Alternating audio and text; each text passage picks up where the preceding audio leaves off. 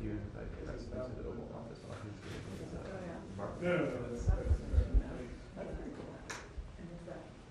What? Oh, I was thinking that was It was also the first time we got that song.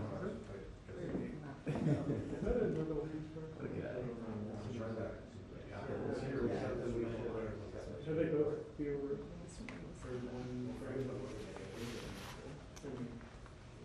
He waged war for me.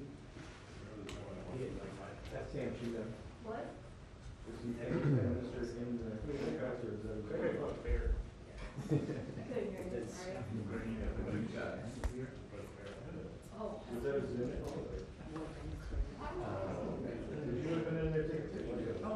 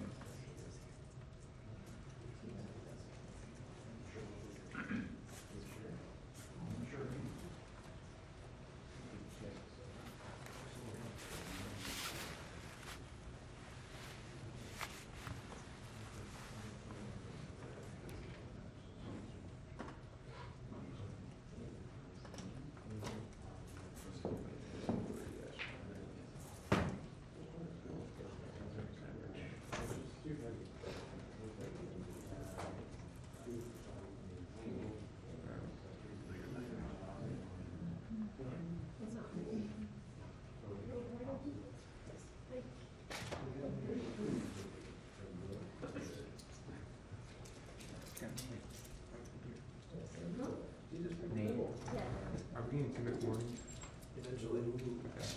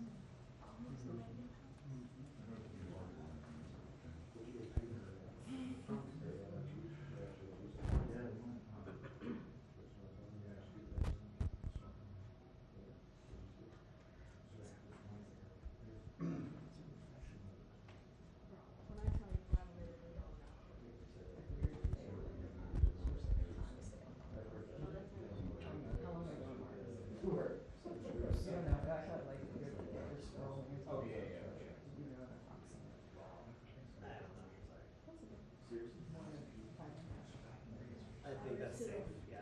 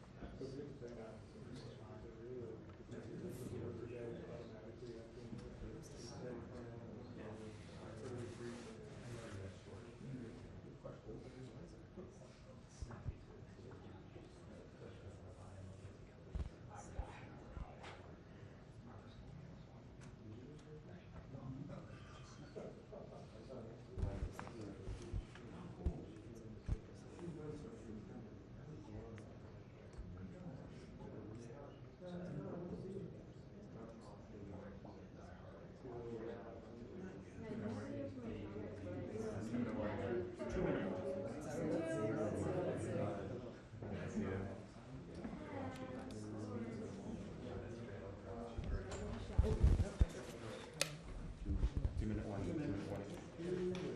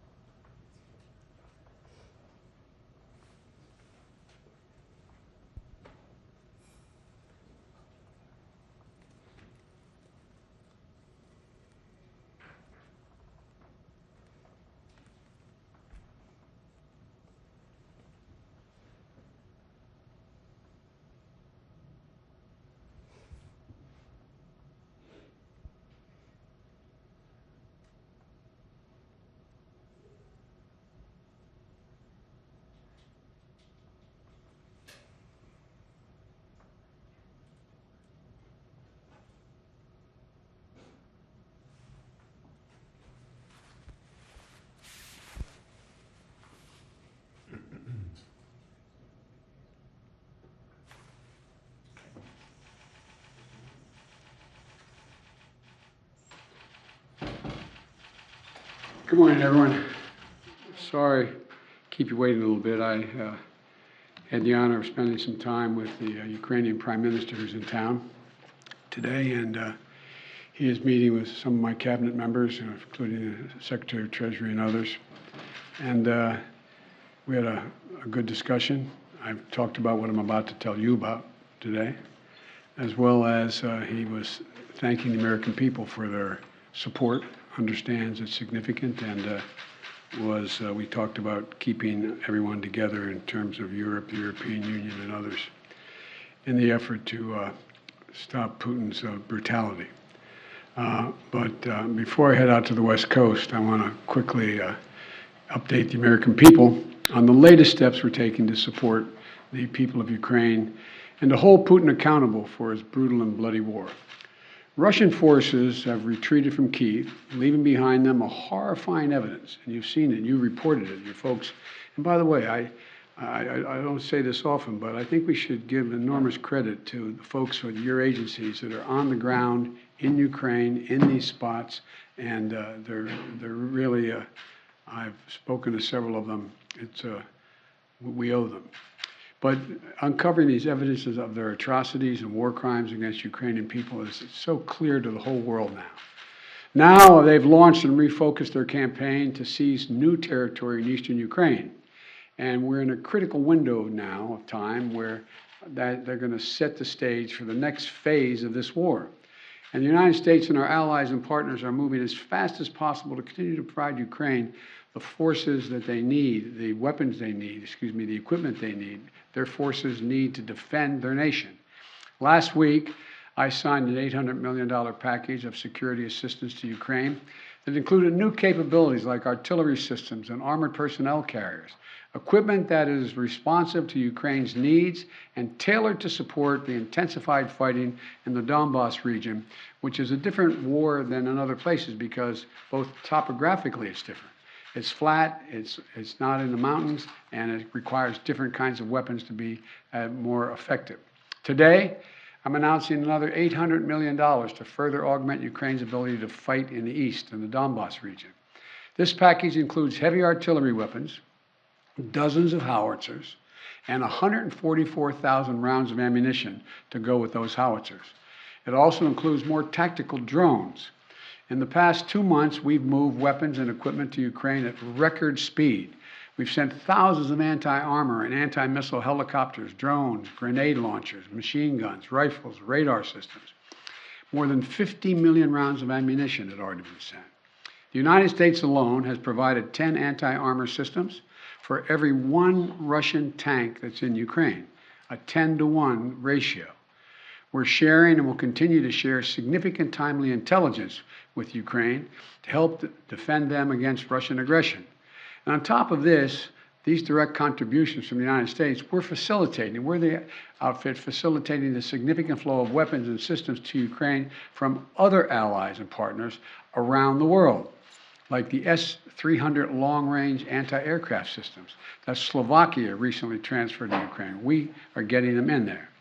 We won't always be able to advertise everything that our partners are doing to support Ukraine and its fight for freedom, but to modernize Teddy Roosevelt's famous advice, sometimes we will speak softly and carry a large javelin, because we're sending a lot of those in as well. You know, but we're not sitting on the funding that Congress has provided for Ukraine. We're sending it directly to the front lines of freedom, to the fearless and skilled Ukrainian fighters who are standing in the breach. You got to admit, must be amazed at the courage of this country, the resolve that they're showing, not just their military, but the average citizen, men and women, young men, young women as well. It's, you know, the sustained and coordinated support of the international community, led and facilitated by the United States, is a significant reason why Ukraine is able to stop Russia from taking over their country thus far. Every American taxpayer, every member of our armed forces can be proud of the fact that our country's generosity and the skill and service of our military helped arm and repel Russia's aggression in Ukraine, to beat back Putin's savagery that tried to seize Ukraine's capital and wipe out Ukraine's government. The Battle of Kyiv was a historic victory for the Ukrainians. It was a victory for freedom, won by the Ukrainian people with unprecedented assistance by the United States and our allies and our partners. Now we have to accelerate that assistance package to help prepare Ukraine for Russia's offensive that's going to be more limited in terms of geography, but not in terms of brutality. Not in terms of brutality. Combined with our recent drawdowns, it will ensure a steady flow of weapons and equipment into Ukraine over the next few weeks. However, with this latest disbursement, I've almost exhausted the drawdown authority I have that Congress authorized for Ukraine in a bipartisan spending bill last month. In order to sustain Ukraine for the duration of this fight, next week I'm going to have to be sending to Congress a supplemental budget request to keep weapons and ammunition flowing without interruption to the brave Ukrainian fighters and continue to deliver economic assistance to the Ukrainian people. My hope is, and my expectation is, Congress would move and act quickly. And I want to thank the Congress, Democrats and Republicans, for their support for the people of Ukraine. Our unity at home, our unity with our allies and partners, and our unity with the Ukrainian people is sending an unmistakable message to Putin. He will never succeed in dominating and occupying all of Ukraine. That will not happen. In addition to bolstering Ukraine's resistance on the battlefield, we're also demonstrating our support for the people of Ukraine. Today, the United States is announcing that we intend to provide an additional $500 million in direct economic assistance to the Ukrainian government. This brings our total economic support for Ukraine to $1 billion in the past 2 months. This is money the government can help use to stabilize their economy, to support communities that have been devastated by the Russian onslaught, and pay the brave workers that continue to provide essential services to the people of Ukraine. You know, these past weeks have seen a terrible human cost of Putin's ambition for conquest and control. Approximately two-thirds of all Ukrainian children have been displaced from their home. More than 5 million Ukrainians have fled their country. It's an absolute outrage. The idea this is happening, approaching the second quarter of the 21st century, is just, Last month when I was in Europe, I announced that the United States would welcome 100,000 Ukrainians so that we share in the responsibility of supporting Ukrainians fleeing Putin's war machine. We've already welcomed tens of thousands of Ukrainians to the United States, and today I'm announcing a program, Unite for Ukraine, a new program to enable Ukrainians seeking refuge to come directly from Europe to the United States. This new humanitarian parole program will complement the existing legal pathways available to Ukrainians, including immigrant visas and refugees processing. It will provide an expedient channel for secure legal migration from Europe to the United States for Ukrainians who have a U.S. sponsor, such as a family or an NGO. This program will be fast, it will be streamlined, and will ensure the United States honors its commitment to go to the people of Ukraine and need not go through our southern border. We're also continuing to ratchet up the pressure on Putin and further isolate Russia on the world stage. Yesterday, the Treasury Department rolled out additional measures to crack down on the entities and individuals attempting to evade our unprecedented sanctions, not just ours, but throughout the West. Today, I'm announcing that the United States will ban Russian-affiliated ships from our ports, as they did in Europe. That means no ship that sails under the Russian flag or that is owned or operated by a Russian interest will be allowed to dock in the United States port or access our shores. None. None. This is yet another critical step we're taking in concert with our partners in the European Union, the United Kingdom, Canada, and further to deny Russia the benefits of international economic system that they so enjoyed in the past. We don't know how long this war will last, but as we approach the 2-month mark, here's what we do know. Putin has failed to achieve his grand ambitions on the battlefield. After weeks of shelling Kyiv, Kyiv still stands. President Zelensky and his democratically elected government still remain in power. And the Ukrainian armed forces, joined by many brave Ukrainian civilians, have thwarted Russia's conquest of their country. They've been bolstered from day one by an unstinting supply of weapons, ammunition, armor, intelligence from the nations of the free world, led by us, the United States. As Russia continues to grind out the military advances and the brutalities against Ukraine, Putin is banking on us losing interest. That's been my view. You heard me say this from the beginning. He was counting on NATO, European Union, our allies in Asia, cracking, moving away. He's betting on Western unity will crack. He's still betting on that.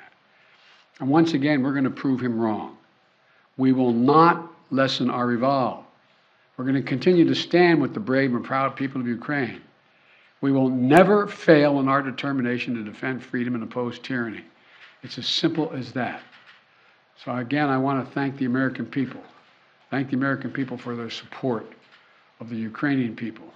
This is our responsibility, it seems to me, and we've been able to hold the whole world together in this effort.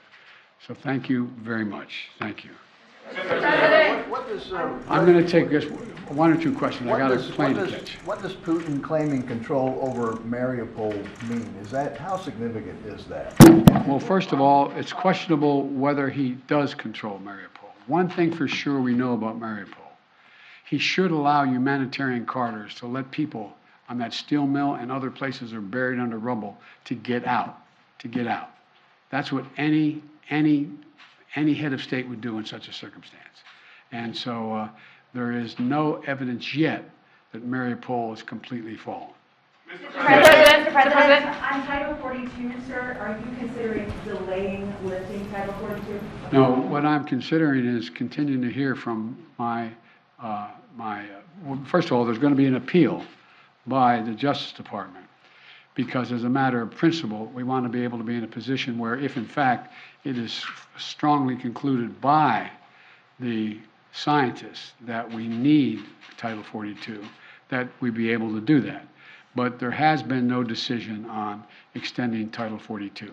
Thank you. Mr. President, how long can the U.S. maintain the level and pace of this military support for Ukraine? Well, we have the capacity to do this for a long time. The question is, are we going to continue to maintain the support of the international community and keep the pressure on Putin to prevent him from overrunning the country, number one, and number two, make sure we continue to maintain the economic sanctions, which over time, and we're beginning to see it, are devastating their economy and their ability to move forward. So the most important thing right now is maintain the unity. So far, so good. Thank you very much. How much money are you going to ask for in the supplemental? Supplemental? How much money in the supplemental, The sir? answer that's being decided now. I'm not asking the Defense Department to put together a head. Thank you. Thank you, sir. Thank you.